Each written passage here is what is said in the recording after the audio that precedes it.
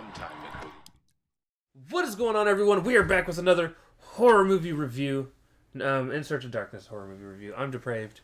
I'm Hellcat. And together we are... Hella Depraved. And this is our review of John Carpenter's The Thing. 1982 thing. The Thing. The Thing. Right. I was that one. most excited of this four-movie spread that we're recording for today. I was most Neither excited of us had seen it. for this movie because I had never seen it. Yes, that is right, ladies and gentlemen. Neither. One of the most legendary horror movies of all time, and I had never watched it.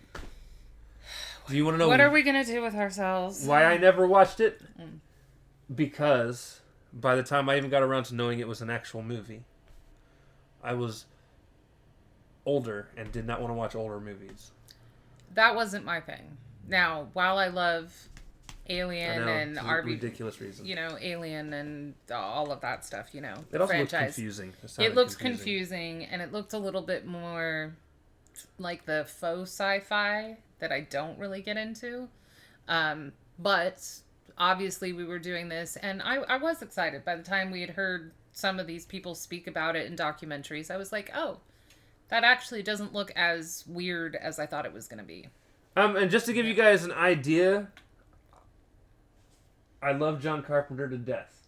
This is actually the first of two back-to-back John Carpenter movies we're going to be talking about. Mm-hmm.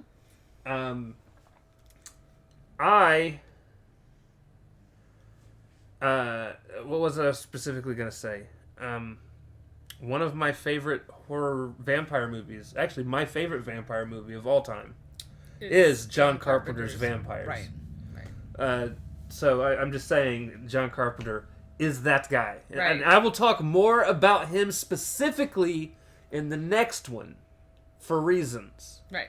But for now, just know it's coming. He's one of those guys, because Wes Craven's amazing too. I mean, but this is a John Carpenter film, so. But yeah, so specifically, Rotten Tomato score 84% critically, right?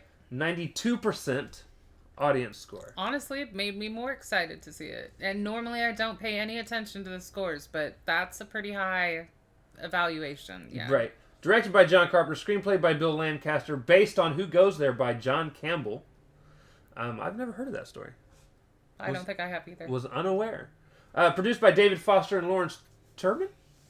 Cinematography was done by Dean Cundy. Cundy, my bad. Edited by Todd Ramsey. Music by Ennio Morricone, one of the two.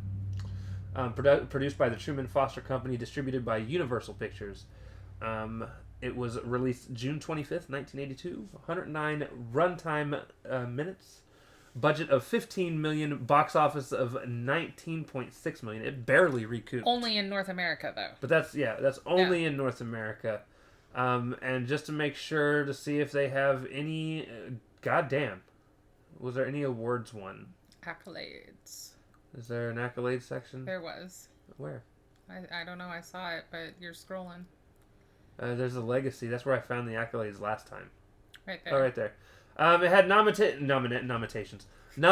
from the Academy of Science Fiction, Fantasy, and Horror Films for Best Horror Film and Best Special Effects, but lost to Poltergeist. Honestly, not a bad one to lose to if you're going to lose. All right. And E.T., the extraterrestrial, respectively. Which makes sense, because it's E.T. All right. E.T. is E.T. Well, and that was the type of alien that they wanted right then, is a friendly... Right. Film and Drew Barrymore's adorable. Also nominated a Razzie. Okay. For having the worst musical score. I'll agree with that. Yeah, the musical score was a bit much. There was a lot of high-pitched noises that were not needed. Not John Carpenter's best music score, but...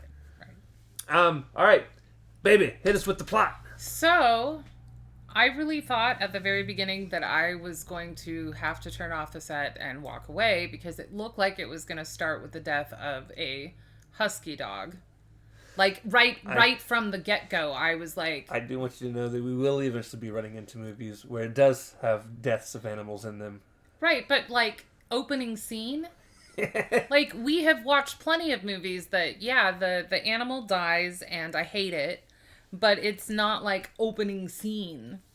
But, so opening scene, this guy in a helicopter is trying to gun down a husky. and it runs into an encampment filled with American scientists and people that work on a drill team crew, science crew in Antarctica. Right. And the helicopter lands, the Husky runs to those people for help, and they're all totally confused why this guy, who unfortunately does not speak English, is still trying to kill the dog, which means that he is shooting at them. And they take that as a threat, so they shoot back, they kill him. His helicopter explodes, and then they take the dog in because they've got their own Huskies for sledding and stuff like that. And so then they trace where this guy in the helicopter must have come from to begin with. And the Kurt Russell, who is the helicopter pilot, by the name of R.J. McCready, takes... McReady. Yeah, well, I couldn't read it from there. Takes the... Sorry, guys. He's McFucking good. Exactly. I'm McLoving it. Stop it. Anyway, he takes the... was it the doctor that he took with him? He takes one of the other scientists from their facility, and they fly up to where this other helicopter came from, which is was it a Swedish camp or was it Norwegian?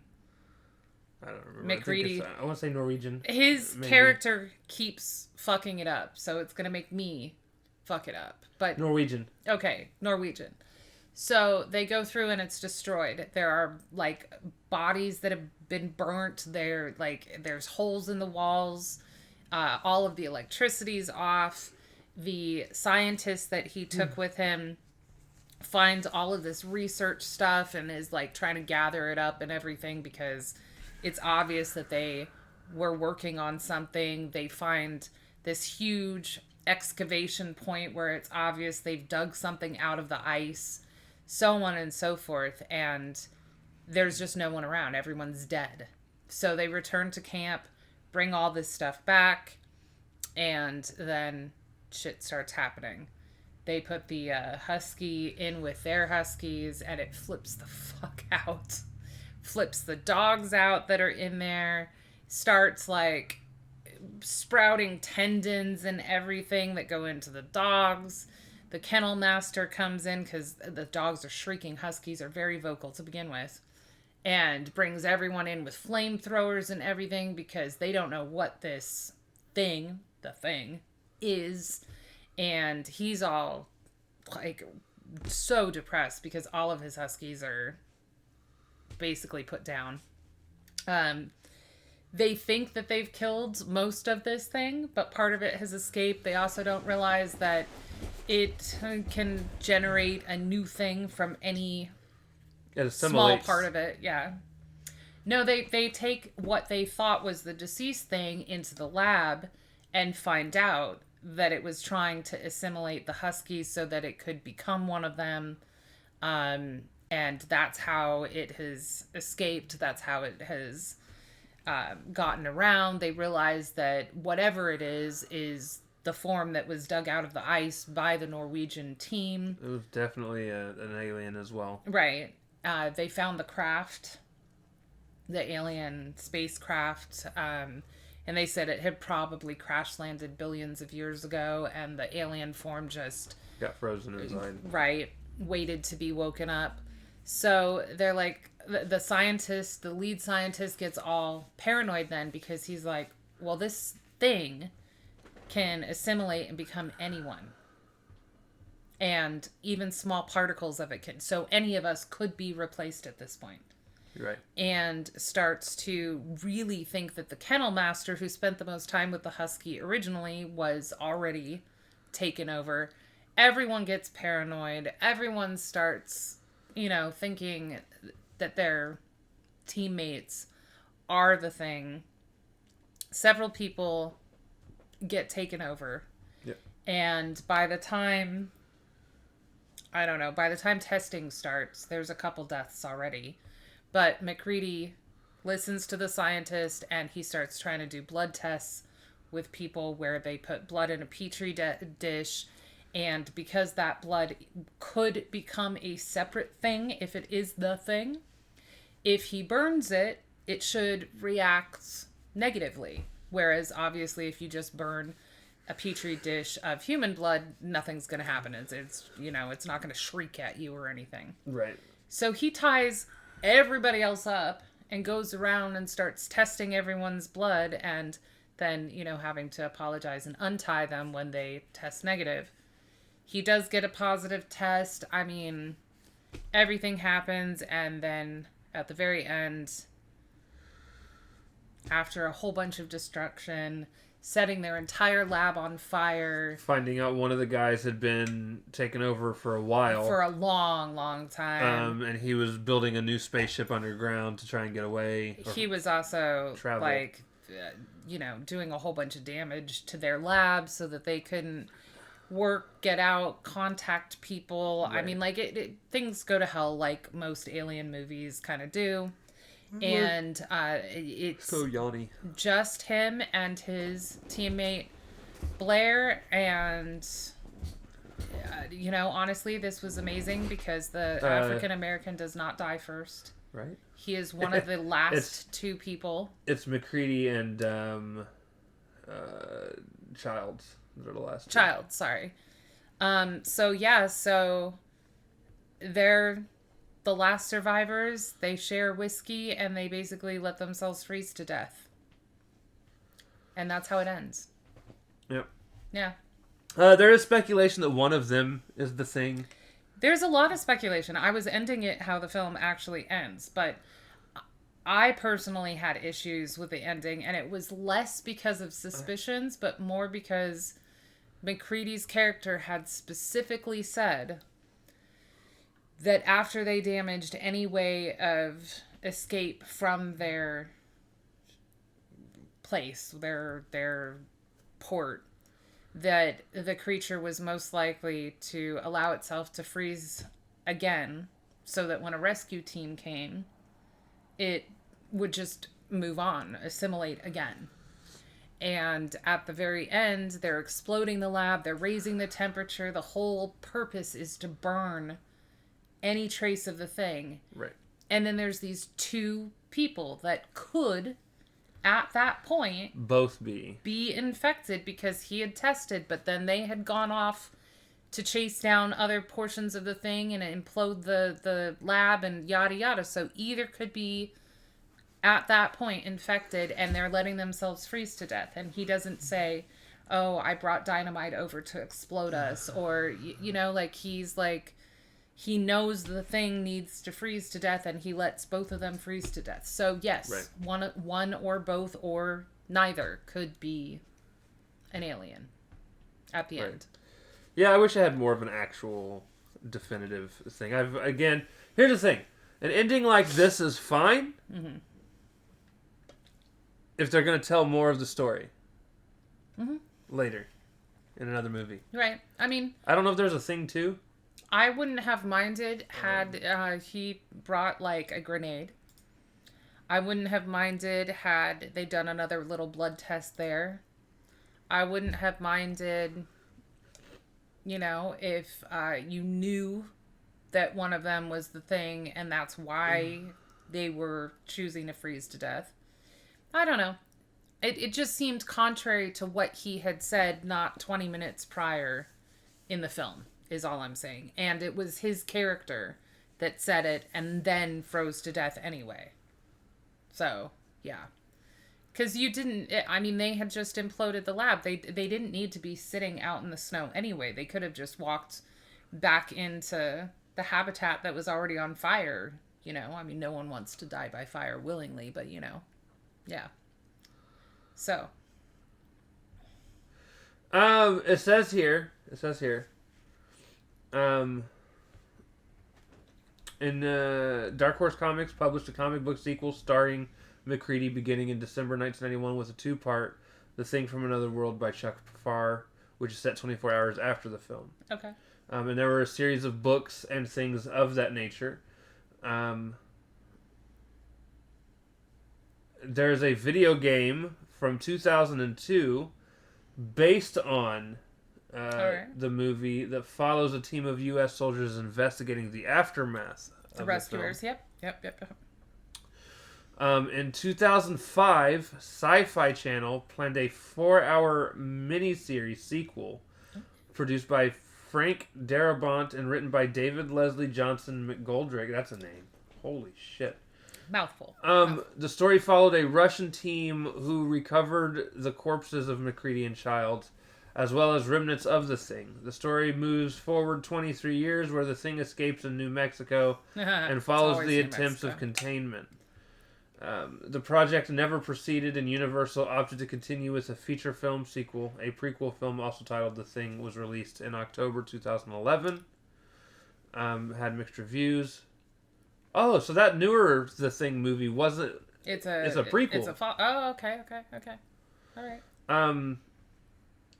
As a matter of fact, that story follows the events after the Norwegian team discovers. That's cool. Okay, I want to see that then. And then 2020, Universal Studios and Blumhouse Productions announced the development of a remake of Carpenter's The Thing.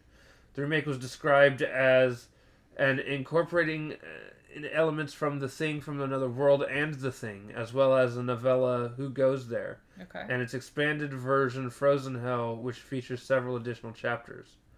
Although the released years apart and unrelated in terms of plot, characters, crew, and even the production studios, Carpenter considers The Thing to be the first installment of his Apocalypse trilogy, which is then followed by Prince of Darkness in 1987 and In the Mouth of Madness in 1994. Okay, all right. Anyway, that was a lot to read. It was. But now, with that, let's get into the acting. We have Kurt Russell as MacReady. It's a great Kurt Russell as R.J. And MacReady. he was honestly fabulous. Yes. A. Wilford Brimley as Blair. The senior biologist. He is the one that goes with MacReady to investigate the Norwegians and is also the one that develops the Petri tree testing, does all of the autopsies, so on and so forth. T.K. Carter as Nollis the cook. David Clinton as Palmer the assistant mechanic. One of my favorite actors of all time. Keith David as Childs, the chief mechanic. Actually, he's in several of my favorite movies. He's one of the bigger presences on the In Search of Darkness. He's amazing. Interviews. Yeah, he talks. Even if he's not in the movie, he talks about movies. He's so distinctive. He just, he's up there with like Morgan Freeman and Tony Todd and as like these greats. And I was again thrilled that he made it to the very end. He was not one of the black fodder as they're well known for in horror movies. Especially during the 80s. That was the cook. They did do that. That was... What? I said that was the cook.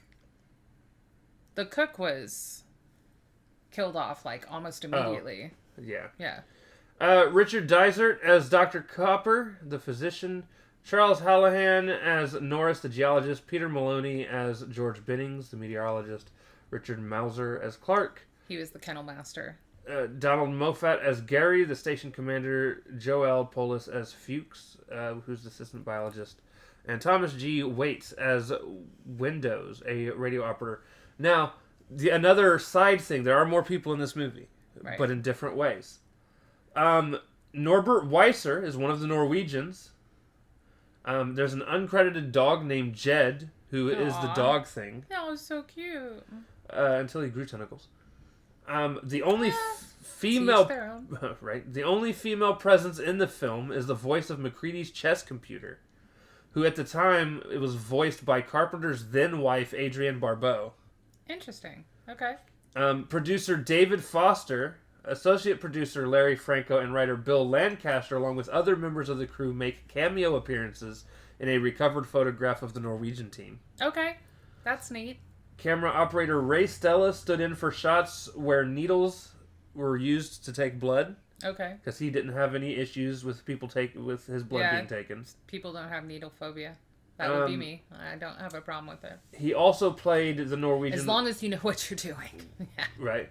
He also played the Norwegian wielding the rifle and hanging out of the helicopter during the opening. So he's a dick. All right, that's good to know. Good to know. Stunt coordinator Dick Warlock made a number... extenuating circumstances there, but yeah. Right. The stunt coordinator Dick Warlock also made a number of cameos in the film, most notably in an off-screen appearance as the shadow on the wall during the scene where the dog thing enters. Dude, I want to say that I was in a film and they'll be like, what was your role? The shadow on the wall. I was the shadow. I want that role, or the monster under the bed. Like, either of those would be, like, so cool. The scream in your closet. That's why, the actor Doug, I forget his last name, but he's one of Guillermo del Toro's favorites that plays like the ghost ladies in Crimson Peak and right. Like fucking fabulous actor. Like I would love his roles. His roles are so cool.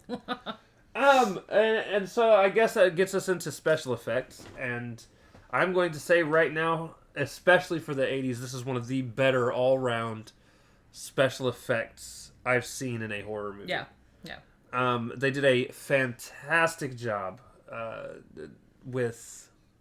No, everything. I mean, they had to do, like, an alien that they didn't even really know what it was going to look like when it was assimilating versus when it was mimicking. They had to do, like, the autopsy. The spider head is fantastic. And one of the things that I love that they talk about during the In Search of Darkness scene is they were talking about the almost real look of confused terror. Or not even confused terror. I think they just said, like, confusion. When it walks off and then everybody turns around and sees it. And they're like, you've got to be fucking kidding me. Yep. What the fuck? Right. Yeah, no, they really did some good jobs. There was a lot of stuff they had to do, yeah. The guy doing the clear... But then, like, the mouth opening up in the stomach and biting his arms off. And grabbing his arm. I mean, so there was a lot of so well done. Anatomy that they had to cover. A lot of anatomy of creatures that didn't necessarily exist. But in terms of, like, the human stuff, the dog stuff, like, all of it, they did a very good job. Right. Yeah. Yeah, I love this movie. All right, baby, what's your rate? So, with that being said... an outstanding cast definitely pushes this movie, in my opinion, into almost or tiptoeing into greatness territory for sure. Well, I mean, it is a great. For sure. It is special effects pretty much being almost perfect. Almost. There's a few things that were a little off in some of the practical effects, but for the most part, really extremely well done, well directed. Well, pretty much everything except for that score. That score is so terrible. It's just a lot of screeching noises. Right. Which, I get the ambiance you're trying to go for, but instead it's just so off-putting, painful and obnoxious that it's not suspenseful anymore. It's just like, kill it. Right. Burn it with fire. So I am going to rate this movie, in my judgment... a 3.5 Petri dishes. We need a gavel. Yes. 3.5, okay. 3.5 Petri dishes. I guess I expected a little higher from you for the rave review. Oh, no. 3.5 is good. It is good. Really good. It is good. I have sort of the same complaint. The music really was a problem. But this, having both Kurt Russell and Keith in it, like, this gets 4 husky heads from me. Yeah. I really, like, especially for a movie that I was not that keen on seeing prior. Right. And I'm not saying once we had to watch it, because honestly, like I said, listening to people talk about it during the documentary and everything, I was like, oh, maybe it's not what I thought it was going to be in terms of just confusing sci-fi, blah, blah, blah, blah. I mean, it is sci-fi. It's just not what I was expecting. I honestly think mine would have been higher. Probably a 4 to 4.5 if it just had a better ending. I don't hate the ending. I don't love the ending. And that's kind of where I sit. Like, I don't need everything explained to me every single time. But where my problem really truly lies is less about leaving it open to one or the other could be infected. If he had not made the statement 20 minutes prior about the thing needing to freeze itself for the rescue team. Right. And that's why they were burning the lab down. Because it was McGreedy's character who said it, and McGreedy is one of the ones that is allowing himself and Childs to freeze to death. It just doesn't make sense. Yes. I think my problem is I need closure in movies. Unless, again, you're going to provide me... And I know a sequel's coming out. More additional stuff to the story. And I don't mean additional story told through comics. Right. I don't mean additional story told through video games. Right. Like, if they'd have put out the show and I knew I could go and watch the show, right, I'd have went and watched the show at this point. It's only 4 episodes. Or they could have ended with a scene between, Kurt Russell and Keith David, and then shown, like, a rescue team with the script that said, like, 4 weeks later or something like that. I mean, either way. Just something. I just need some sort of closure. And I'm not one of those people that, good closure, bad closure, it doesn't matter. Right. They could they could come back and basically showed that one of the two were the thing in some way, shape, or form. Or they could have found a way to just show that they weren't. Maybe they caught on fire and nothing really happened, or whatever. Again, just something. That's why it only gets a 4 for me is the score, and then I don't like that he made that statement and then went completely against it. But that's a point versus 1.5. Yours is still a great rating. I thought this was really good. I think anybody could enjoy this. It's not so sci-fi, alien, blah, blah, blah. There's no little green men running around. It's the type of sci-fi alien type horror I can do. And again, it's actually realistic seeming. I am not... one of the things that I surprised her about when we first started talking, as a horror fan, I do not like the Alien franchise. Right. And it's because I don't like sci-fi... I don't typically like sci-fi horror, period. But I think it's more... The reason I dislike sci-fi horror is it always seems to take place on a spaceship. Right. And then the fear becomes claustrophobic. It's a claustrophobic feel. I can't get away. And he's not claustrophobic. I have to, and it doesn't bother. I'm just like, why do I care? Right. Like, I would rather think Predator again, AVP, because that's where my mind goes. Is what you want, yeah. Predator takes place whether it's on our planet, another planet, some weirdo planet. Right. It's almost always in an open area. As a matter of fact, my least favorite Predator movie is the first AVP. Because it takes place in this tiny ass pyramid. I love that one. But at least it's a shifting pyramid that changes. That I do like. Right. I love the mythology and then the structures and history that they add into it. We'll get to that some other time. But one day we'll get to those. But yeah. I like this one because it's not little green men. It's not, it was kind of more realistic. Like, what would an alien do to blend into humanity, assimilate, I think it was just very interesting. So yeah. All right, and that's gonna do it. Thank you guys for hanging out with us. Our next one, which is the one I'm most excited to talk about, is Halloween 3: Season of the Witch. He's dressed and ready. So join us next time, and we will see you there. And he'll annoy you with the theme song. Maybe. Right. All right.